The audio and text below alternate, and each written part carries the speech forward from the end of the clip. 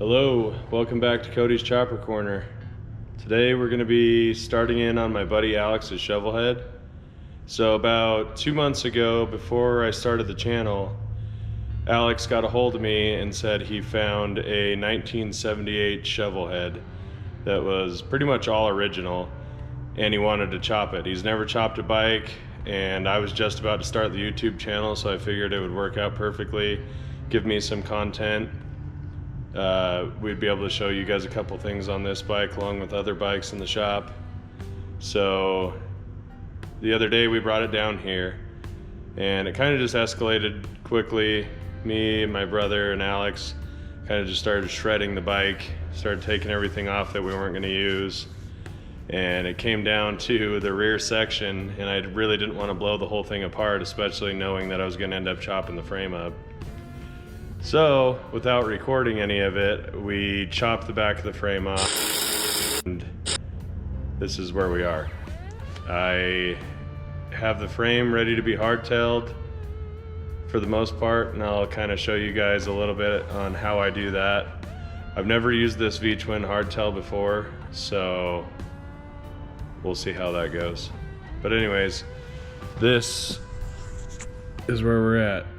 There's his drivetrain, ratchet top, everything's pretty crusty, but it's all there. It looks pretty good. He's got a Delorto carb on it, or however you say that. I'm excited to be able to mess with that thing.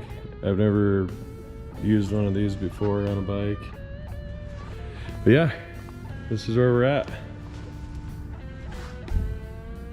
Let's do it.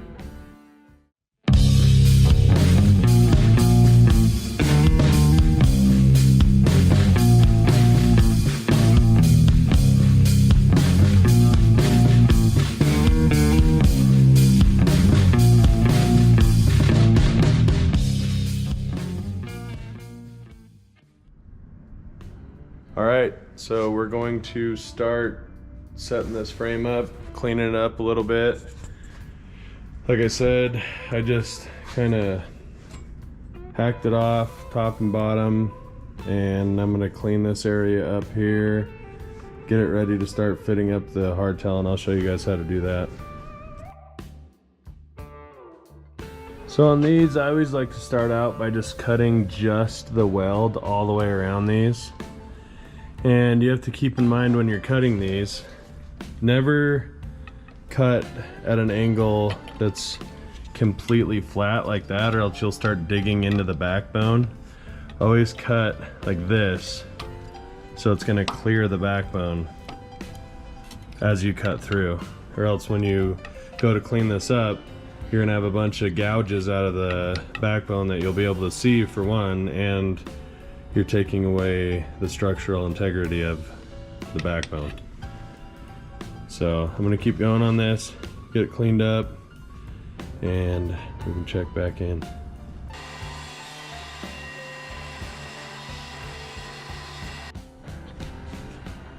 Okay, so I got it kind of mocked up right now.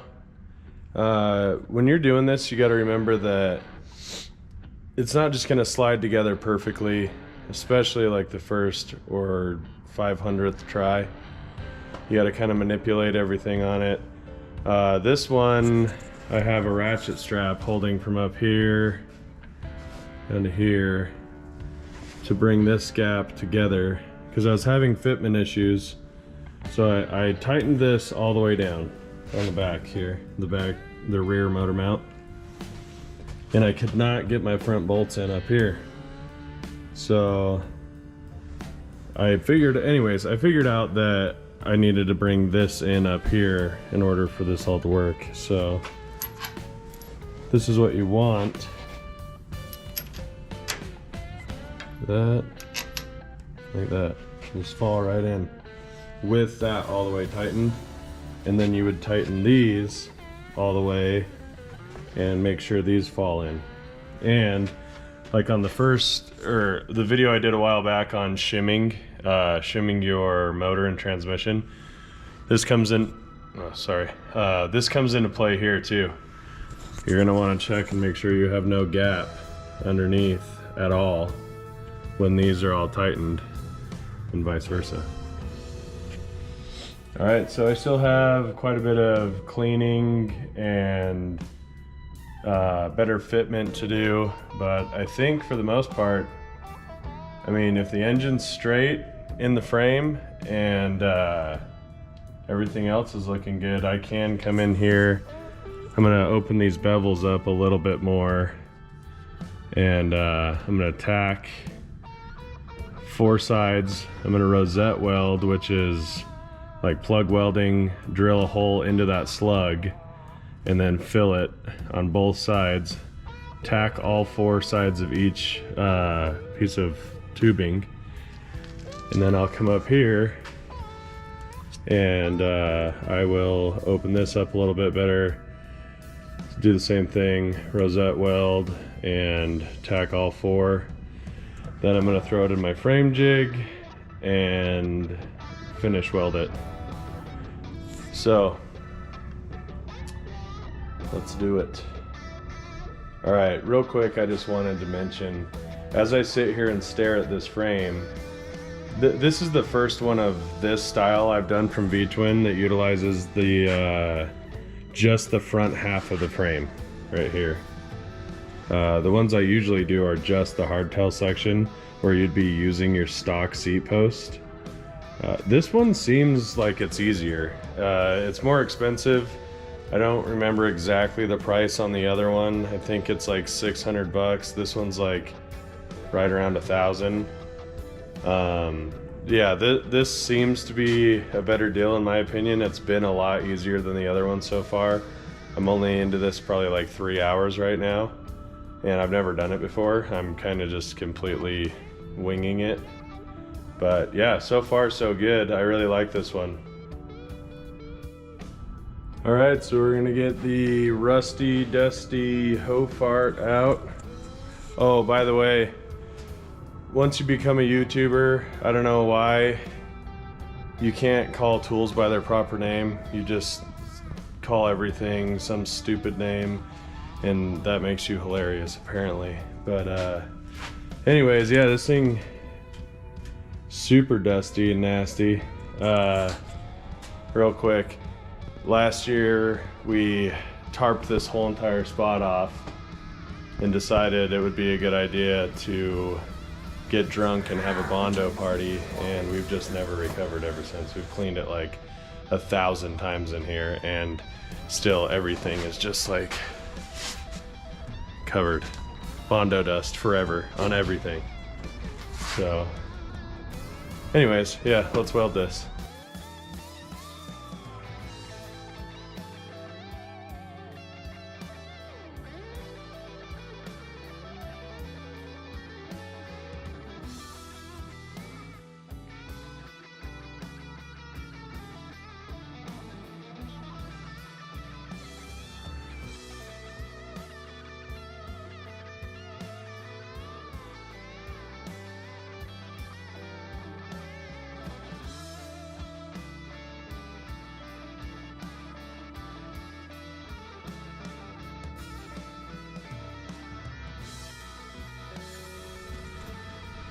I'm just gonna kind of go over this quickly.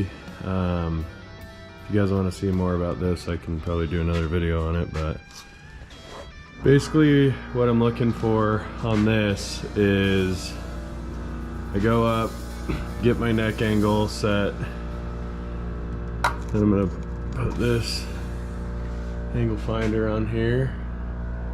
It's on 0, well 90, and then I come down. First of all, you want to make sure that your jig is set up properly, like this. Those are both good, and then basically I should have got this ready before I started recording, but I will take this angle finder, stick it on here, 0.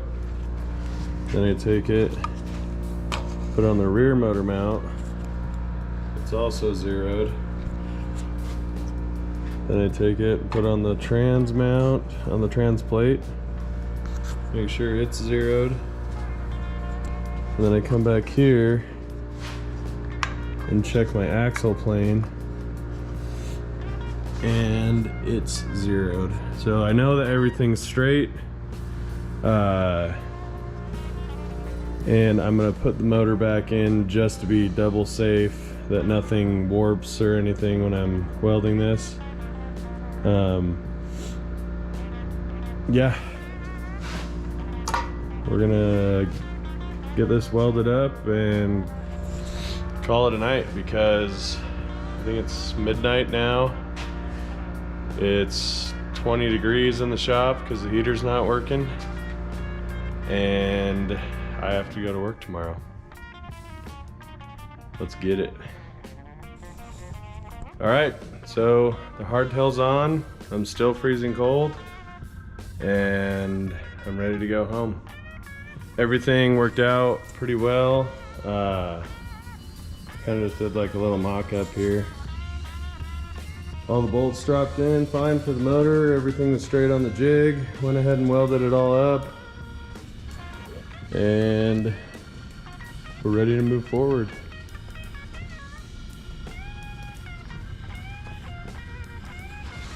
Again, if you guys like these videos, like and subscribe, keep sharing them. The comments are always super cool. Yeah, if you have any recommendations or anything, or want to see something in particular, just let me know. I got this whole bike we're building, like I said before, and plenty of other bikes in the shop that we're doing, so chances are, if you need to see it, we'll probably be able to show it to you. Well, until next time, guys.